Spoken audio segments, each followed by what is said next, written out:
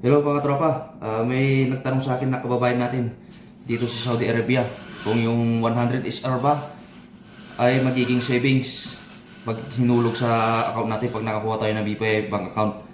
So isasabay ko na rin sa babayaran, kung magkano yung babayaran. Almost tanong lang din naman yon kasi may nagtanong din sa akin nung nakaraan kung magkano babayaran. So ito, explain ko lang sa inyo kasi sa akin talaga nung kumuha ako ng BPI bank account dito sa Saudi Arabia, dyan sa may Villaggio Mall, sa may gate 2, dyan kay Sir Brian eh. Kasi pagpasok mo doon sa gate 2, meron dito sa kaliwa, pero dumiretso ako, doon ako sa may Indias kumuha eh. Doon sa may Villaggio Mall, gate 2. So yung 100 SR na yon, kasi nung nagbigay ako ng 100, so ihulog din yun sa account mo. Pero parang ang babayaran mo lang doon, charge. Kung di ako magkamali kasi may parang ATM machine doon na pwedeng pagdepositoan eh. Pwedeng mag-deposit, sorry. Dito sa Indias. Ihulog yun ni Sir Brian noon. Kasi Sir Brian pa noon doon eh. Ewan ko na lang kung sino ang nandun.